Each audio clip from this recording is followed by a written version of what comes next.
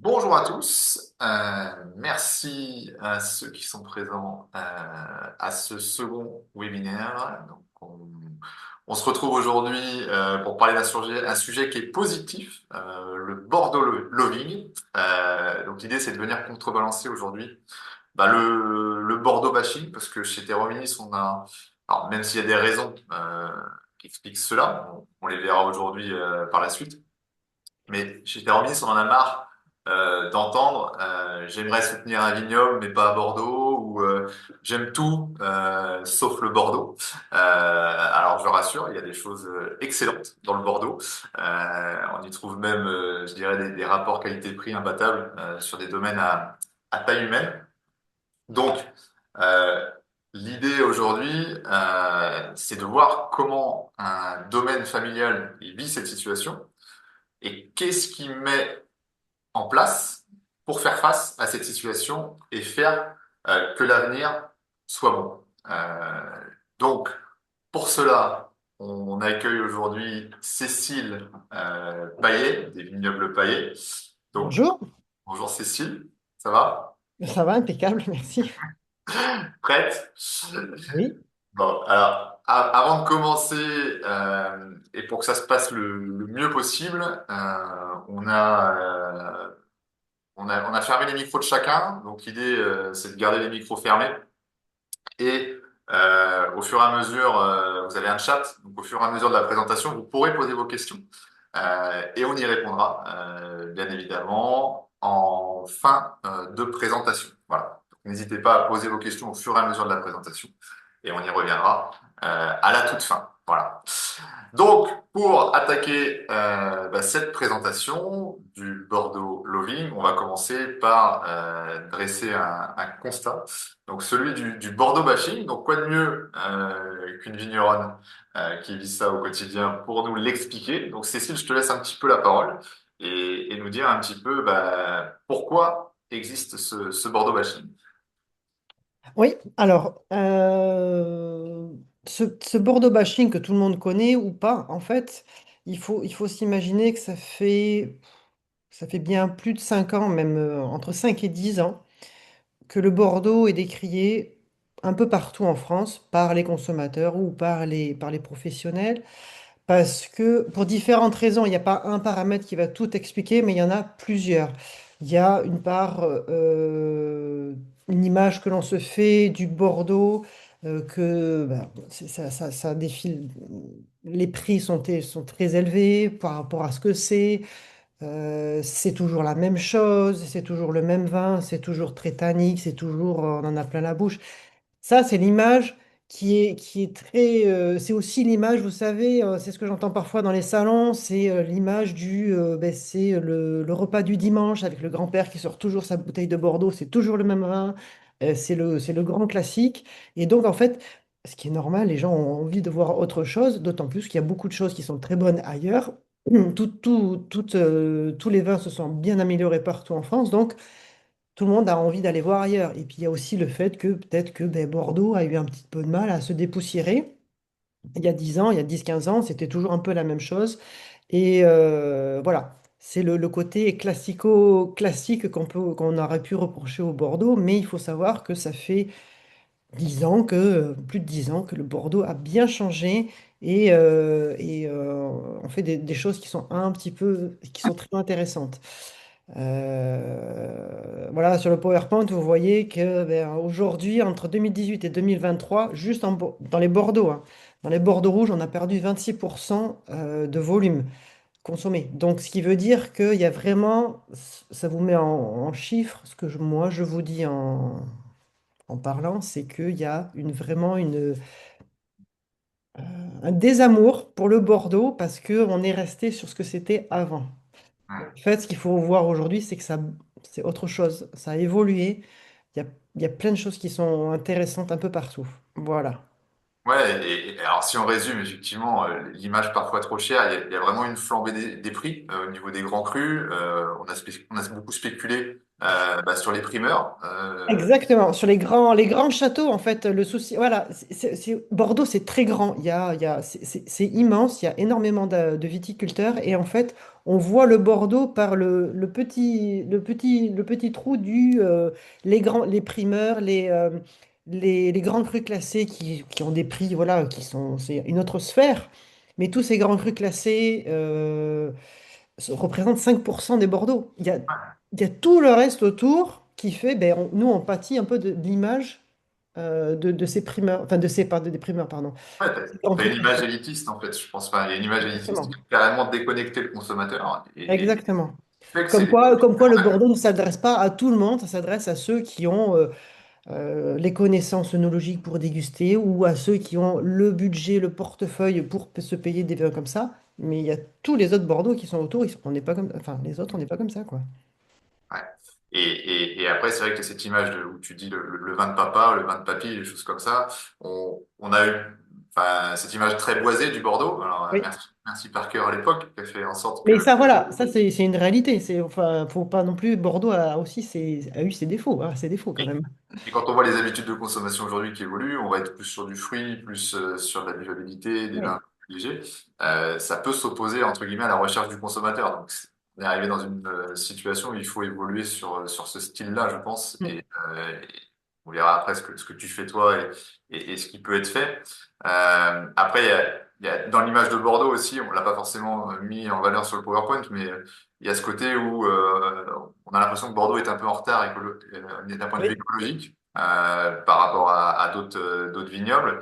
Alors, sachant que c'est, je dirais, plus compliqué de faire du bio en Bordeaux, Oui. du fait de l'humidité et de la forte pression de mildiou que vous rencontrez tous les ans.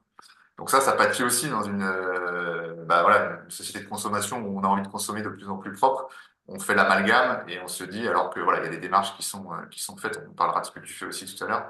Oui. Voilà, pour contrebalancer ça. Et après, tu l'as justement dit, la concurrence voilà, des autres régions voilà, où il y a des bons produits partout. Il y a des bons produits partout. Mais c'est ce qui est bien. Ce qui est bien, c'est-à-dire que Ouais. tous Et les puis vins ça en permet France de sont. pas rester sur ses acquis, je pense. Donc, Oui. voilà. Moi, par rapport aux dates, ce que j'avais lu, et tu dis une dizaine d'années, moi j'avais vu que c'était vraiment le millésime 2013, on est tombé dans une bascule, ça a été un mauvais millésime qui a été vraiment critiqué par la presse. Ouais. Et en fait, de fil en aiguille et d'année en année, on a eu un espèce de bad buzz sur Bordeaux qui s'est fait, et on a continué à communiquer négativement à un point où, enfin, dans les restos de Bordeaux, on boit pas de Bordeaux, quoi. Ah, dans les restos de Bordeaux, on boit pas de Bordeaux. Il y a des cartes où il n'y a pas de Bordeaux. C'est ce qui est. Vous Un faites. truc de fou. Ça n'arriverait jamais en Bourgogne, ça n'arriverait jamais en Champagne, dans aucune autre région, ça n'arriverait. Mais à Bordeaux, même nos propres restaurateurs ne mettent pas de Bordeaux sur leur carte. Ce qui est dingue. Ouais, Ça a commencé d'abord à Paris, mais c'est redescendu sur Bordeaux, ça. donc c'est quand même assez parlant de la problématique. Et après, bon, on a effectivement ce volume en rouge qui est impressionnant, qui baisse, alors qui va aussi correspondre aux habitudes de consommateurs, hein, qui cherchent davantage de blanc aussi, même si ça explique pas le volume en question. Mais Non, mais ça en fait partie quand même. Il y a l'effet de mode, où on est plus à porter sur les blancs, et alors qu'à Bordeaux, ben, on est majoritairement planté en rouge quand même. Il y a plusieurs facteurs qui ont aggravé la chose, en fait. ouais, tout à fait, tout à fait. Et aujourd'hui, le blanc, c'est peut-être aussi voilà, un développement, on en parlera tout à l'heure, Hmm. pour les vignobles bordelais. Bon, à résumer le contexte, si je puis dire. Maintenant, on va passer un petit peu bah, à toi, Cécile, à toi, Julien. Si tu peux nous dire un petit peu qui vous êtes. Alors, donc Julien n'est pas là, mais bon, en fait, on est tous les deux dans notre entreprise et on se connaît maintenant, ça va faire 20 ans cette année. Voilà, ça fait 20 ans qu'on s'est rencontrés sur les bancs de la fac à Bordeaux, puisqu'on est tous les deux œnologues en fait. Et après, une fois qu'on a fini nos études, donc Julien a aussi enfin, on est deux techniciens au niveau vigne et chai, on est deux techniciens plus œnologues. Et en fait, ben, juste après nos études, nous, on est partis à l'étranger. On a fait des stages à l'étranger, chacun de notre côté, aux États-Unis, en Afrique du Sud. Et puis après, les études finies, on est parti en Bulgarie, parce qu'on avait une opportunité. On est parti en Bulgarie pendant à peu près 3 ans effectifs. On a fait une petite aparté aussi sur Nîmes. On a été pendant 2 ans sur Nîmes. Donc ça, c'était très intéressant aussi parce qu'en fait, le fait d'aller voir des choses à l'extérieur, hors Bordeaux, hein, je parle, enfin hors de la région qu'on connaît bien, où on est bien habitué, on a nos petites habitudes, ça montre qu'il y a des choses qui se font différemment et il y a des choses innovantes aussi. Ouais. Donc ça, c'est très intéressant. Et puis après, ben, une fois qu'on a fait notre petit parcours, ben, on est rentré, on dirait rentré à la maison, plutôt du côté de montagne, à côté de Saint-Émilion, puisqu'en fait, moi, mon père était à l'époque, était viticulteur à ce moment-là. Et puis voilà, comme il était toujours en activité, qu'on ne pouvait pas être trop nombreux enfin, en plus sur l'exploitation, nous, on a repris notre propre vignoble de 6 hectares à côté, en montagne Saint-Émilion. Et puis voilà, et puis après, on a mouliné, moi, j'ai toujours travaillé à l'extérieur. Parce que quand on s'installe, il faut avoir les reins solides au niveau financier. Donc il en faut toujours un qui travaille à l'extérieur. Et puis après, et c'est Julien qui, lui, s'est vraiment installé. Euh, Bon, c'était quand même un souhait de revenir à vos racines, quoi. Oui, oui, parce que ben, en fait, on a beaucoup apprécié d'être à l'étranger, mais enfin, le lien familial est important quand même, et on s'en rend d'autant plus compte qu'on est loin. Et puis on avait, mine de rien, en Bulgarie, on avait amené notre premier fils qui avait 4 mois. Il fallait qu'on réfléchisse à autre chose aussi. On voulait rentrer, on pensait aussi à lui, donc on s'est dit, hop, allez, hop, on va rentrer. Et on est rentré, on n'avait rien, hein. Ouais, Ça a été, chut. On n'avait pas de boulot, on n'avait rien, hein. C'était un peu spécial, mais on y est arrivé. ça s'est passé en 2013. Donc, du coup, on Ouais. part sur le château Carmina. Donc, raconte-nous un Voilà, en 2013, voilà, ça c'est les, euh, les 6 hectares qui étaient juste à côté des vignes de mon père, que l'on a racheté et où Julien s'est installé en tant que ben, jeune agriculteur, du coup. Et puis, et moi, je travaillais à côté, donc toujours dans le technique, j'ai travaillé pour un grand cru classé sur Saint-Émilion, et puis un autre grand cru. Et puis en 2017, en fait, on voit qu'il y a un agrandissement de 14 hectares, tout simplement parce que mon père est parti à la retraite. Donc du coup, on a récupéré les vignes, le chai, et tout. Donc en fait, notre premier, on va dire, voilà, le premier bébé, c'est Château Carlina, qui est quasiment d'un seul tenant, du coup, parce que toutes les parcelles sont les unes à côté des autres. Et, euh, et donc, sur cette unité-là, il y a un chai qui est adapté pour ces 14 hectares, que l'on a adapté, parce que du coup, il a fallu un peu l'agrandir. peu. Voilà. Et il n'y a Et que du Montagne Saint-Émilion, à 100%. alors, je fais juste un petit rétropédalage parce que je viens de voir les questions du chat. Oui, On a deux questions, on va y répondre maintenant parce que ça fait partie plutôt de la première slide. oui, La baisse de consommation n'est-elle pas générale dans les différentes régions? Avez-vous une comparaison? Alors oui, la baisse de consommation, elle oui. est générale, hein, ça c'est sûr. Il y a des régions qui sont plus impactées. C'est le cas de Bordeaux, c'est le cas du Languedoc, c'est le cas du Rhône Sud. Oui. Et il y a des régions qui se portent un peu mieux. Le Rhône Nord, la vallée de la Loire. La Loire, ça se porte bien. Pologne. Voilà. Donc, effectivement, il y a des disparités. Il y a une vraie baisse globale, mais il y a des disparités par région. Et la deuxième question était, j'allais dire, intra-Bordeaux. Donc, effectivement, on a plusieurs appellations à Bordeaux. Là, je vais laisser Cécile répondre, mais enfin, toutes les appellations sont touchées. Il y a les Ah oui. grands crus, les très grands crus, effectivement. Même les très grands crus ont ressenti des difficultés. Enfin, ouais, En fait, au fur et à mesure des années, le Bordeaux washing, il est d'abord arrivé sur l'appellation Bordeaux en tant que telle, puisqu'elle est très grande et très générale. Et ensuite, au fur et à mesure des années, ben, on s'est aperçu que ça grignotait de plus en plus, ça allait aux appellations communales. Donc, par exemple, nous, ici, en Montagne Saint-Émilion, on était assez préservés, mais nous, ça nous a bien touchés. Donc, maintenant, on est en 2023, on va dire ça fait 4 ans qu'on est réellement bien touchés, quoi. Et en fait, ça a grignoté. Aujourd'hui, c'est toutes les appellations comprises, petits viticulteurs jusqu'au très très gros grand cru classé. Tout le monde. ouais. Tout le monde Bah, est touché. nous, on le voit chez Thermominis, hein, de toute façon, on est de plus en plus sollicité par des vignerons d'un peu partout en France et beaucoup sur le Bordeaux.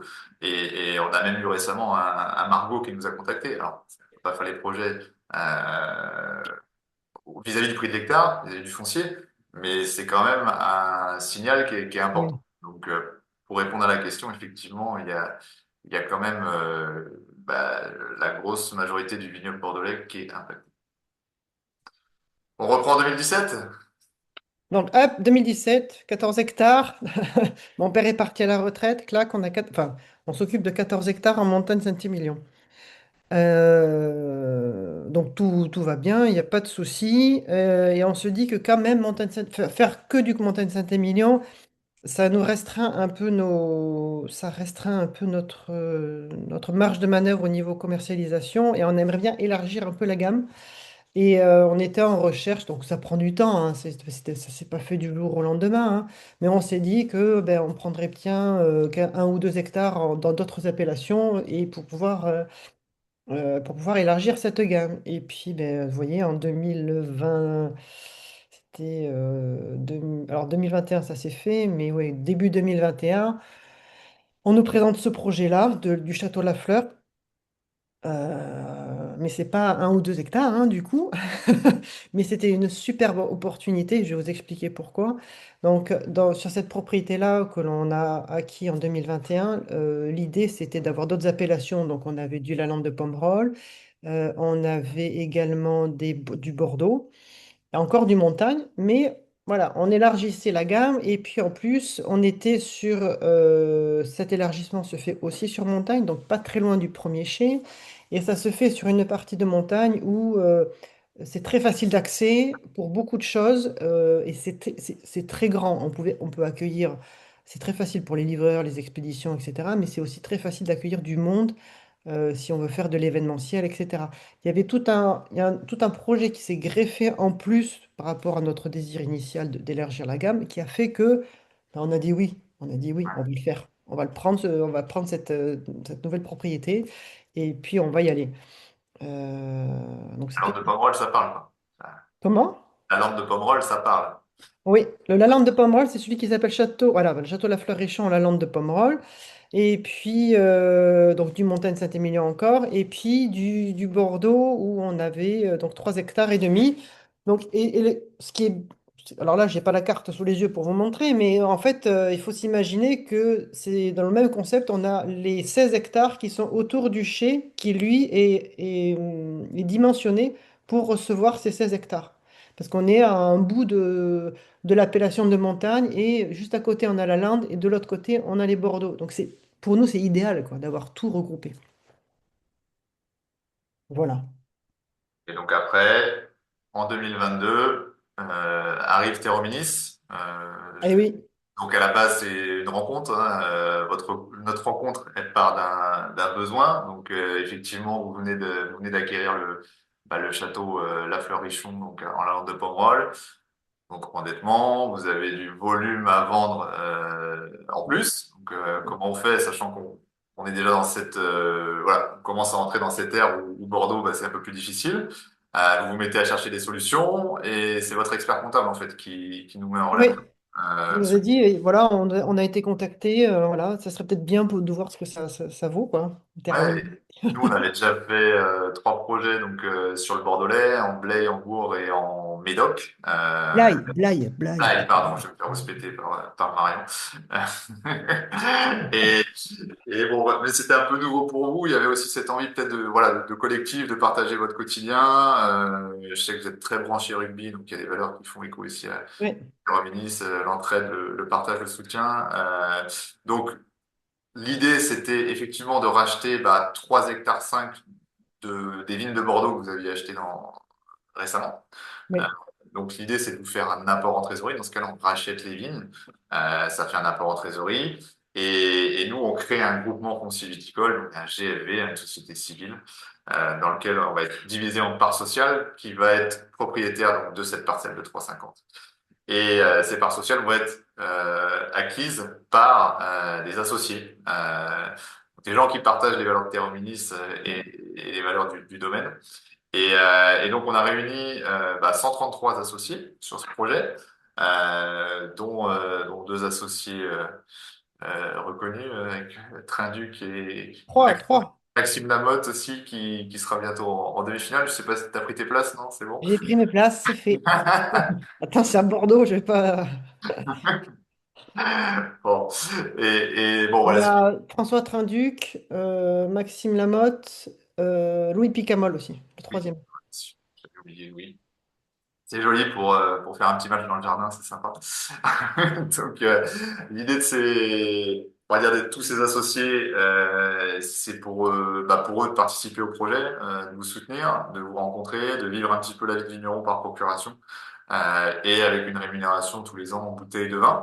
Euh, Mm. donc là, on avait acheté des vignes de Bordeaux, mais vu que vous êtes des gens sympathiques, et ben, vous donnez quand même le fermage en Oui, sur l'ensemble, on va dire. vigneron, en la langue de Pomerol. Voilà. Donc ça, c'est intéressant. Et l'objet, enfin, ce que ça a permis, si je puis dire, pour vous, c'est l'achat de nouveaux matériels. Donc ça, c'était plutôt pour se mettre aux normes HVE. Ouais. On parlait tout à l'heure, voilà, de.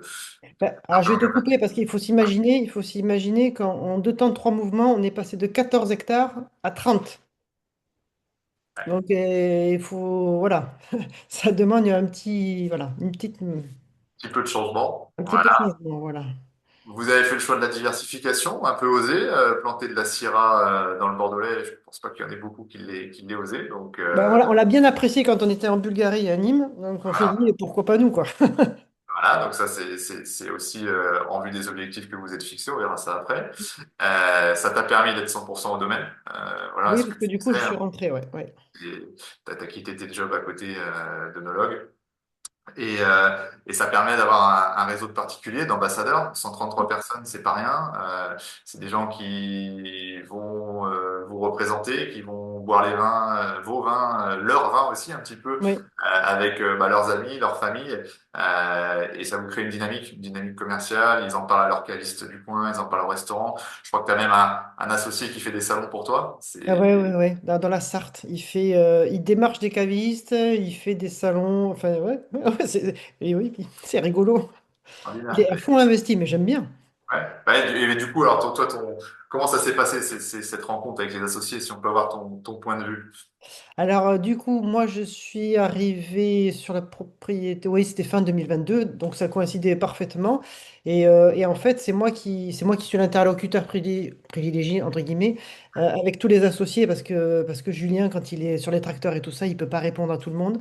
Et donc, en fait, nous, on s'est organisé comme ça. Donc, déjà, je fais des newsletters 2 à 3 fois par an, voilà, pour montrer donc, que j'envoie par mail pour montrer bah, ce qui se passe dans notre quotidien, ce qu'on a comme projet, ce qu'on va faire, etc.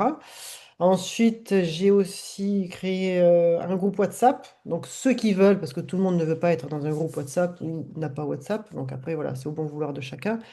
Mais moi, ça me permet dans ce groupe d'être plus. C'est plus facile pour moi. Je suis plus réactive avec ce groupe parce que voilà, je mets un petit message, ça me prend moins de temps qu'une newsletter et voilà, c'est plus réactif. Mais bon, Ouais, après, il y a de tout, tout est possible. Et en fait, on se voit minimum une fois par an puisqu'on a l'Assemblée générale. Et puis après, moi, je vais aussi à la rencontre de certains parce que au niveau commercial, parce que c'était aussi le fait que je revienne sur la propriété, que j'arrive sur la propriété, c'était aussi pour m'occuper des associés et développer le côté commercial. Donc ça veut dire faire des salons, livrer des particuliers, parce que j'ai des petits points d'ancrage familiaux un peu partout dans l'ouest de la Normandie, Bretagne, Nantes, voilà, jusqu'à Toulouse. Donc j'ai des points d'ancrage qui font qu'à ces points d'ancrage, pouf, j'essaye de développer ma commercialisation. ouais, Et il s'avère qu'autour de ces points d'ancrage, j'ai plein d'associés. Donc c'est assez pratique. Et donc ben, je vais en livrer certains qui me demandent, etc. Et voilà. Et en fait, ce qui est rigolo, c'est ça, c'est qu'on se rend compte comme ça. Et juste en discutant au bout de 10 minutes, on s'aperçoit que, ah, mais attends, mais je vais en parler à un tel et machin. Ah, mais peut-être qu'on va faire. Enfin, voilà. Il y a quelque chose qui se crée parce que les objectifs sont communs, en fait entre ce que nous, on souhaite faire et ce que les associés peuvent faire, c'est des fois, il y a des petites étincelles qui se font comme ça, moi, je trouve ça très enrichissant. propre de la relation humaine. C'est Exactement. gagnant-gagnant. Super.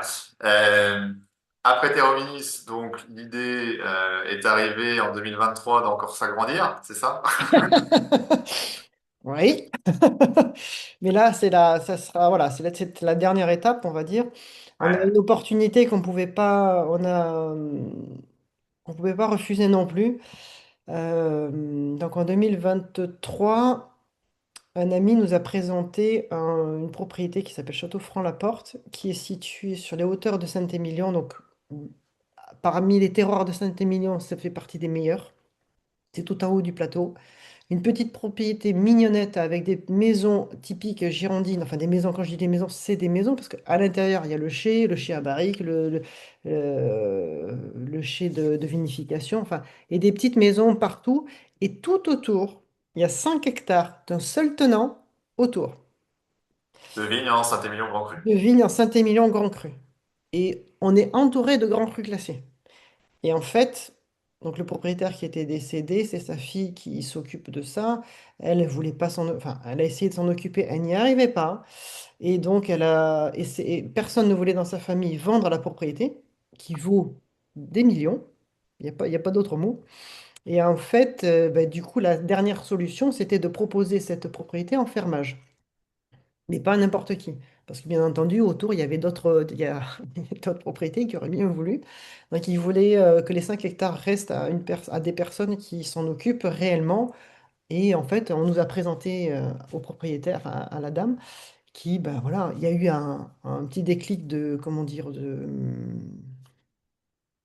on s'est bien entendu de suite, en fait. Je ne sais pas comment vous dire. On s'est bien entendu, ça a matché. Et puis elle a dit, bon, mais ok, mais, vous pouvez prendre en fermage. Et en fait, voilà, enfin, il faut venir le voir parce que vraiment, c'est vraiment à voir. Et on peut pas ne pas tomber amoureux du site quand on y est. Combien d'années le fermage? Ah, c'est un fermage exceptionnel parce qu'en général, les fermages, c'est 9 ans ou 18 ans. Là, on est sur 25 ans. Donc ça, c'est rare. Aujourd'hui, c'est très rare en agriculture. Enfin, en viticulture, c'est très rare. Donc, ce qui veut dire qu'à un fermage de 25 ans, peut se projeter et faire des choses et investir dans les bâtiments qui sont déjà en bon état au niveau toiture, murs, etc. Il y a de la rénovation à faire parce que c'est pas au goût actuel, on va dire. Donc il y a un peu de choses à adapter, mais on peut faire des choses extraordinaires. Ce qui nous amène à reprendre contact, c'est ça? Voilà. Ah oui, et dernière chose juste importante, quoi. En voiture, on doit être à même pas 5 minutes de Saint-Émilion. Et en fait, autour, comme il y a des châteaux, il y a des grands crus classés, les touristes viennent très facilement jusqu'à nous. Sauf que nous, pour l'instant, il n'y a rien d'affiché, pas grand-chose d'affiché, on capte personne. Je ne suis pas inscrite à l'office du tourisme pour capter les gens, etc. Mais voilà, c'est tout à fait facile et faisable de faire ça et de faire une petite boutique, réceptionner les gens et voilà, et vendre tous les vins, pas que le Saint-Émilion Grand Cru, quoi. Hmm. Et pour ça, donc c'est des projets aujourd'hui sur lesquels tu travailles. Oui. Vous avez besoin de financement, donc ce qui Ouais. fait qu'on étudie effectivement la possibilité de faire un projet avec vous qui sera tourné là-dessus, où on rachèterait des vignes de Montagne Saint-Émilion. Oui, Et là aussi, vous êtes super sympa, vous assurez le fermage aussi en Saint-Émilion Grand Cru, donc c'est plutôt voilà, exactement. c'est Bah, parfait. en fait, oui, en fait, le fermage, on peut en Saint-Émilion Grand Cru, en allant de Pomerol, en montagne, et puis les deux autres produits que je fais aussi, le blanc et le rosé. Voilà. Ah, je me permets, j'ai vu les questions sur le chat, on y répondra après, à la fin, pas de souci. Donc là, on est sur le futur, Oui. 2026, donc on se projette. Quels sont les objectifs du domaine et, entre guillemets, comment vous allez faire dans ce contexte particulier? Alors, en fait, aujourd'hui, ben, on est à 35 hectares. On va Mhm. s'arrêter là. On est bien. On a une jolie gamme voilà ce que je disais. Là, on a du blanc, du rosé, du montagne, du Lalande de Pomerol et du Saint-Émilion Grand Cru. Donc, au niveau gamme, on est nickel, enfin elle est assez complète et on peut encore faire des choses différentes puisqu'on va avoir la Syrah par exemple qui va arriver, on peut encore étudier. Voilà, là on est bien pour bien travailler parce que si vous venez déguster un jour les vins, vous allez voir que toute notre gamme, enfin surtout dans les rouges c'est trois rouges vraiment différents parce qu'on a des terroirs différents et ça c'est super intéressant. Et donc je parle de mes vins parce qu'en fait voilà, les rouges, on va dire que c'est la gamme, c'est la gamme les indémodables, on va dire. Un Montagne Saint-Émilion, un La Lampe de Pomerol, un Saint-Émilion Grand Cru. De toute façon, ils seront, voilà, c'est une appellation qui parle à tout le monde et qui est importante. Et ce sont des vins que nous, on fait à notre manière et à une manière qui est, enfin, si vous la dégustez, c'est des vins qui peuvent se déguster maintenant sans aucun problème, quoi. On fait ça, on fait pas des vins que vous gardez en cave pendant 10 ans et au bout de 10 ans, vous allez commencer à les déguster. Ça marche plus comme ça et on le fait pas, ça. C'est pas notre savoir-faire, on le met pas, on le met pas en valeur comme ça. Donc, en fait, ça, c'est une chose. Et puis, on a la gamme, on va dire, des vins un peu plus festifs et créatifs. Ça s'appelle la fleur au fusil. C'est une gamme voilà, qui s'appelle la fleur au fusil. Donc là, on vous le voit un petit peu sur la photo. La fleur au fusil avec un blanc et un rosé. Et c'est une gamme où on va essayer, peut-être qu'on va mettre la Syrah dedans, et c'est une gamme où on va essayer de développer des choses un peu innovantes et différentes.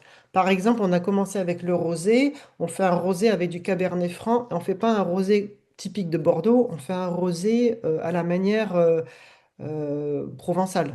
On va prendre les raisins, les presser et faire vraiment du rosé, quoi.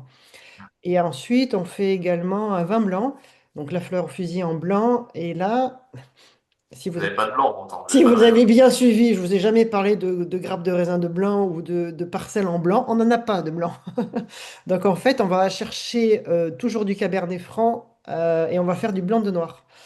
Donc pour ça, ben, on va vendanger 15 jours avant les rouges. Au moins 15 jours avant, on va vendanger notre rosé pour notre rosé et notre blanc. Il y en a un qu'on va faire macérer un peu plus que l'autre. L'autre, pas du tout. Enfin, le blanc, on va pas le faire macérer. Et on va créer ce blanc. Et en fait, c'est un blanc, on va dire, il est enfin, sans prétention. Il est super. C'est un blanc qui, en fait, on n'a jamais senti ces arômes-là avant parce que ça ressemble à rien. Enfin, à rien. Rien de connu, en fait. Et en fait, la question n'est même pas là. C'est est-ce qu'on aime ou on n'aime pas? Et en fait, la bouteille, en fait, en général, Ça plaît. elle se finit. Bon, c'est bon signe. Oui. Et tu disais peut-être la Syrah donc, dans cette gamme-là. Donc la Syrah, elle n'est pas encore récoltée aujourd'hui. Non. Il y avait une On aurait question. dû, on aurait dû la récolter l'année dernière, mais elle a eu un petit peu de... Elle n'a pas trop aimé le froid. D'accord. Et il y a une question qui est dans le chat et qui du coup va faire écho à ce que tu dis aussi sur le reste de la gamme. Mais évidemment, avec la Syrah, on sort de l'AOP. Ah oui. Et avec le blanc de noir aussi, hein. Ouais, bien sûr, c'est ce que tu Les pour deux, faire en le. fait. En fait, la Syrah n'est pas dans le cahier des charges des Bordeaux et le Cabernet Franc n'est pas dans le cahier des charges des Bordeaux blancs. Donc, à partir du moment où on a fait le blanc, en fait, on est sorti de l'AOC Bordeaux pour le blanc et le rosé. Et la Syrah, on sortira. On est en vin de France. Mais si vous regardez l'étiquette, sur l'étiquette frontale, en fait, on ne communique pas sur l'appellation. Hum, ouais. On communique sur nous, en fait, sur ce qu'on sait faire d'autre. Et c'est ça, aujourd'hui, c'est peut-être une révolution, c'est d'arrêter le Bordeaux et de faire la Mais, France. mais en fait, enfin, ça marche. Quand je fais des salons, parce que j'en fais de plus en plus, de plus en plus régulièrement, oui, quand je fais des salons, que je fais déguster, il y a des fois, des gens ne veulent pas s'arrêter parce que s'il y a que trois rouges, il y en a qui ne boivent pas de rouge du tout, pas de... Voilà, des fois ça bloque. Et donc en fait, d'avoir un blanc et un rosé, j'attire une clientèle qui n'est pas forcément, qui est pas forcément adepte des rouges, hein, c'est pas grave, mais au moins je les attire sur les blancs et les rosés, et à partir de là, je les attire sur les rouges. Et ils redécouvrent les rouges. En fait, à chaque fois, ils me disent, ah oui, non, mais ça, en fait, je peux le boire. Parce que Hum, dans la tête, il y a un blocage et donc il faut, voilà, c'est un peu long, c'est un travail de longue haleine, mais c'est parler et faire redécouvrir et pas frontalement parce que ça marche jamais de toute façon frontalement. Donc il y a différentes ficelles à tirer. J'arrive à faire boire quand même du vin rouge à des gens qui n'aiment pas le rouge, hein. ouais, mais c'est bien. Et ils aiment après? Et ils aiment, oui, oui, ils aiment. Donc, Donc je suis contente moi quand j'y arrive. c'est une technique. Bon, et après, le dernier axe, c'était de diversifier ta commercialisation. Alors, enfin, comment? Alors, alors, aujourd'hui, la commercialisation, si je vous fais un schéma, enfin, aujourd'hui, ça a déjà évolué, Mais si je vous fais un schéma de notre commercialisation avant Terra Hominis, on était majoritairement dépendant des négociants. D'accord? Donc, c'est des gros volumes qui partent. Et il y avait une petite partie particulier, mais comme Julien était tout seul, on ne pouvait pas trop la développer. Aujourd'hui, du fait que je sois là, que j'ai plus de temps à consacrer à la commercialisation, le but du jeu, c'est de diversifier. Donc, qu'on en est toujours un peu aux négociants qui partent, parce que mine de rien, on a quand même 35 hectares, c'est des gros volumes.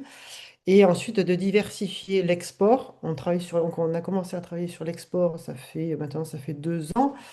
C'est Hmm. très long. L'export, c'est très long. On va y arriver, mais c'est très long.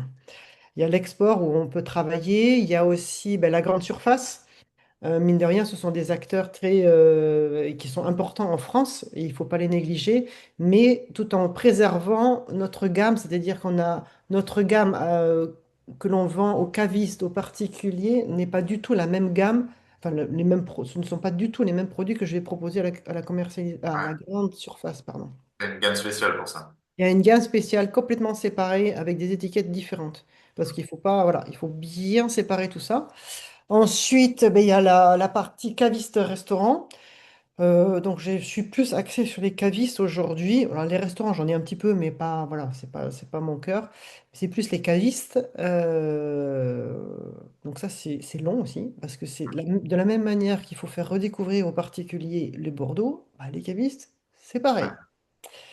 Et moi, j'apprends, parce que je ne suis pas commercial de métier ou de formation, mais j'apprends sur le terrain. Et de la même manière, un caviste qui sera, on va dire, en centre-ville, au cœur d'une ville, ou un caviste qui sera dans une petite ville à côté qui n'a rien à voir, enfin de moindre importance, c'est pas le même travail. C'est vraiment pas la même chose. Donc voilà, donc ça c'est intéressant. Et puis ensuite, et bien après, ce que j'ai développé aussi, c'est développer le particulier au travers des salons. Hmm. Je fais des salons, je fais des animations pour des CE par exemple. J'ai fait Airbus en fin d'année l'année dernière.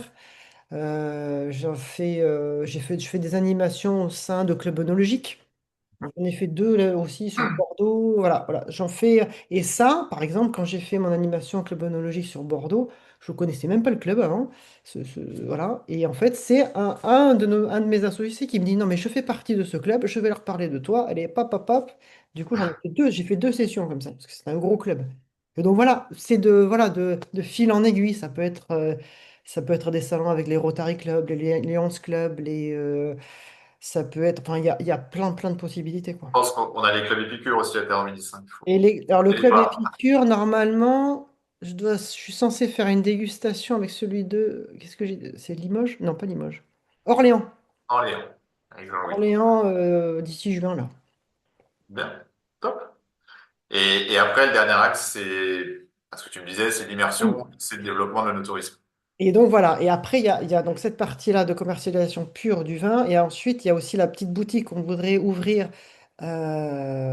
au Château Franc-la-Porte, parce qu'on a largement la place, euh, et ouvrir une boutique où on peut vendre tous nos vins, faire découvrir le site avec des visites, Mhm. faire de l'événementiel, mais de l'événementiel, parce que le site se prête comme ça pour des petits événements, pas des événements à 100 personnes, ça ne marchera pas, enfin c'est pas possible, mais des événements, on va dire, plus confidentiels, parce que c'est un site qui s'y prête, on est tranquille, on est dans un... Voilà, il y a les 5 hectares autour de nous où il n'y a personne d'autre que nous, et puis il y a des petites maisons, on est dans un tout petit, un petit hameau, quoi.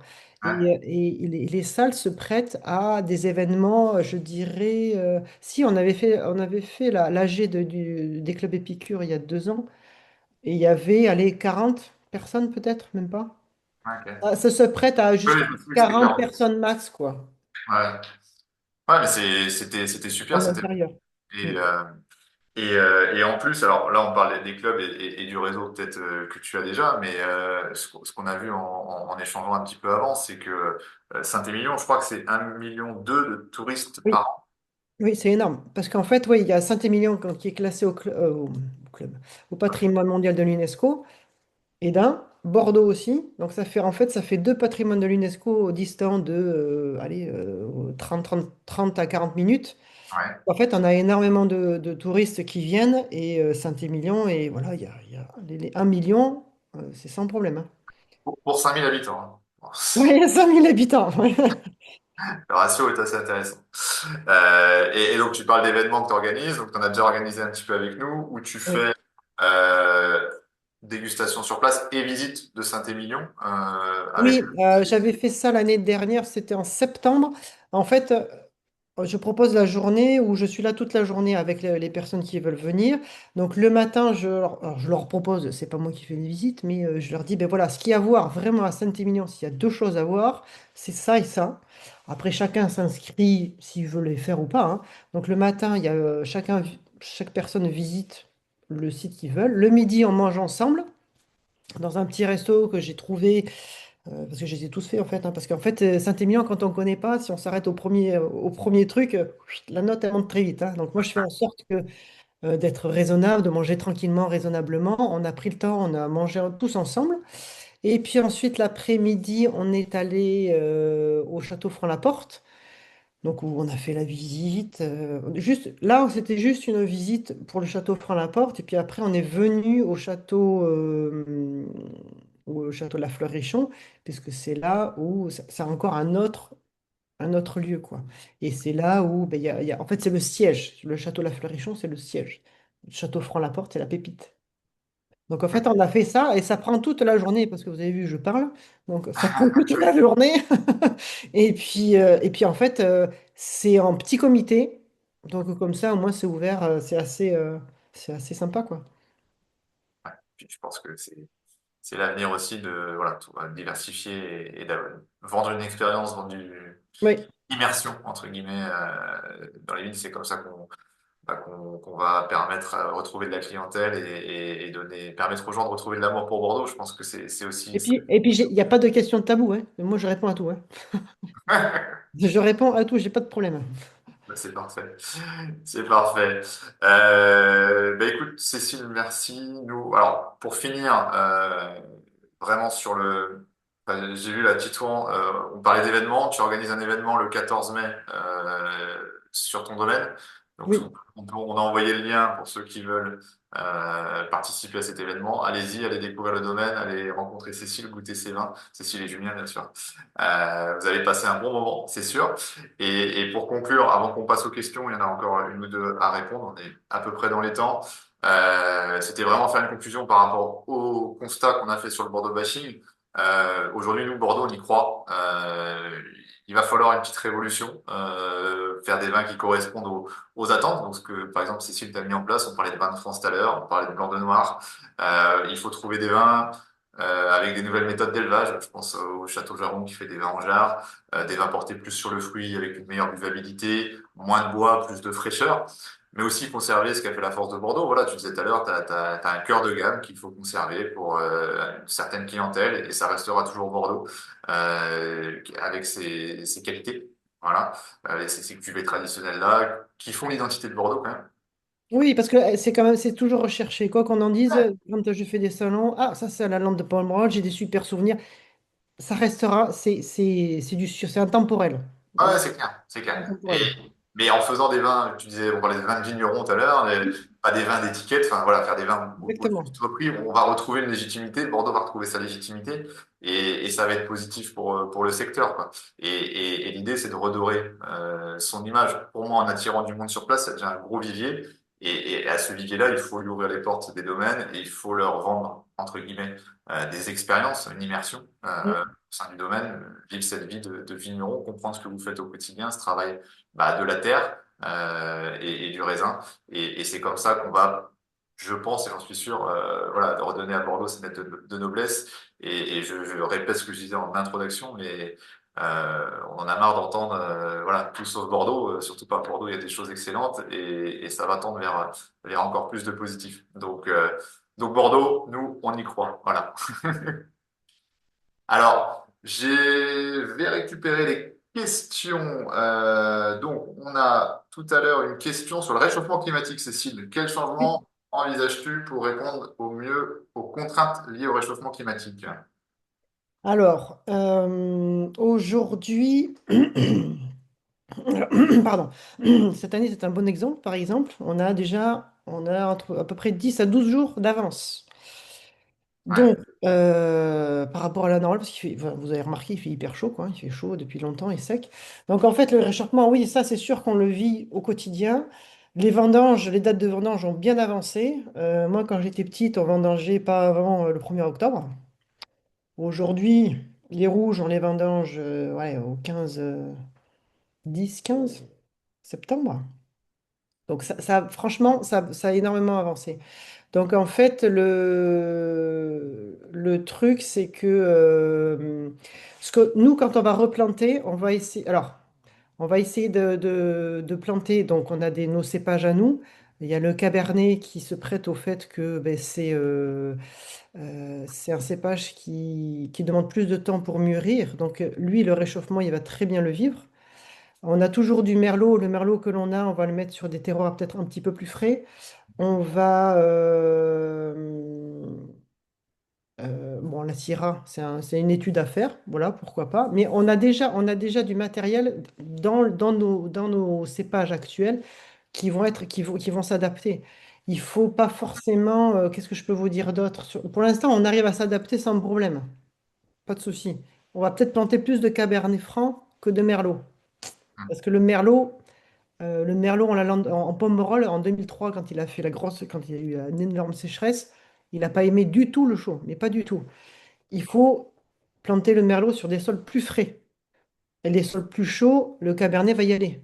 Ça, c'était pas fait avant. Bien choisir son terroir par rapport à. C'était pas fait de la même manière. C'était fait pour des raisons différentes et aujourd'hui, ben, il faut tout inverser, quoi. C'est la réflexion. Ok, alors tu es aussi t'es invité dans plusieurs clubs d'épicure à Rennes, pour info. À Orléans, tu m'as dit que t'as pas la date hein, pour l'instant, c'est ça? J'ai pas la date, ça sera au juin, je crois. Rennes, je veux bien venir aussi, hein, parce que j'ai de quoi dormir en plus sur là-bas. C'est parfait. T'es aussi, tu vas au salon de la gastronomie à Caen le 22, dans le Oui, 22, pardon, dans les Côtes d'Armor, fin octobre, c'est ça. fin octobre. Oui, dernier ouais, à Cavan. Alors, il y a Daniel qui demande pour sa culture, grand cru classé ou non, c'est dû à la dernière date de classification ou autre. Non. Alors, à Bordeaux, c'est ça où c'est compliqué, c'est le bazar, ça. Vous avez la classification de 1855 qui va concerner tous les grands crus classés du Médoc et du Sauternay. Ça, c'est un classement qui est immuable, d'accord? Depuis Napoléon. À Saint-Émilion, c'est un autre classement. Lui, il est revu tous les 10 ans.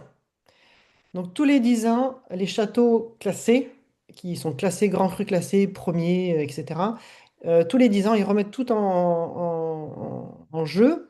Ils doivent présenter un dossier qui correspond, voilà, il y a des demandes dans un dossier qui change tous les 10 ans, qui évolue tous les 10 ans, plus la dégustation des 10 à 15 derniers millésimes. Et en fonction de ça, bah, ils vont rester à leur niveau, monter ou descendre. Mais celui de Saint-Émilion, tous les 10 ans, il bouge. Et c'est d'ailleurs, à chaque fois, c'est tout un truc, hein. C'est tout un truc, hein. Parce que celui qui monte, il est content, mais celui qui descend, je peux vous dire que ouf, c'est grave. Enfin, commercialement, c'est pas la même, quoi. Donc voilà, Donc, celui de Saint-Émilion bouge. donc franc la porte, ça sera dans 10 ans, grand cru classé 1, quoi, c'est ça. Alors, je vais vous dire un truc.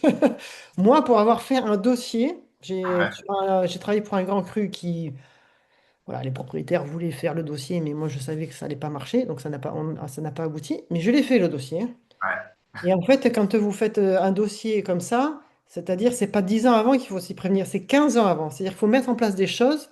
Au bout de 5 ans, il faut que ces choses soient bien ancrées, bien en place et les faire évoluer sur les 10 ans. Donc ça demande un investissement de dingue. Voilà. Donc, non. Fera la porte, non. Et Daniel dit cheval blanc, c'est tous les 10 ans, on est d'accord, c'est ça. Oui. Mais Cheval Blanc, du coup, est sorti. Il n'est plus classé depuis le dernier classement, par exemple. Angélus non plus. On nous demande quels sont tes vins de garde. Le Grand Cru, la Lande. Le Grand Cru, le Lalande. Alors, quand on dit grand. Voilà, faut entendre ce qu'on dit par grand vin de garde. Moi, le Montagne Saint-Émilion, par exemple, vous pouvez le garder 10 ans sans problème. Mhm. Et plus vous allez monter dans la gamme, donc la Lande de Pomerol et après le Grand Cru classé, ben, vous allez augmenter la garde. Donc ça va aller. Moi, pas le grand cru glacé, pardon. Oh, c'est un lapsus, ça. C'est un lapsus. Le grand cru tout court, le grand cru tout court, on peut le garder les 15 ans sans problème. Mais après, ça va dépendre de ce que vous aimez comme vin, comme type de vin. On me demande si Franc-la-Porte restera forcément en Merlot. Le 100% Merlot, c'est la fleur Richeon, c'est le Lalande de Pomerol. Franc-la-Porte, c'est Merlot Cabernet Franc. On est d'accord? Pas Oui. d'intérêt de porter de la Syrah sur des vignes de Saint-Émilion. Non, Voilà. Je pense que c'était non, la question. non, non, non, non. On est d'accord. On est d'accord. Et ben, écoutez, je crois qu'on a fait le tour des questions. Je laisse quelques minutes s'il y en a qui veulent poser d'autres questions dans le chat. T'as Patrick qui a goûté tes vins, qui te dit qu'ils sont vraiment délicieux et qui croit au Bordeaux et ça fait plaisir. Et il supporte le bébé aussi, donc Ah, parfait, parfait. ça devrait bien se passer. Patrick sera bienvenu sur le domaine. Parfait. Bon, et ben, écoutez, j'ai pas l'impression qu'il y ait d'autres questions pour l'instant.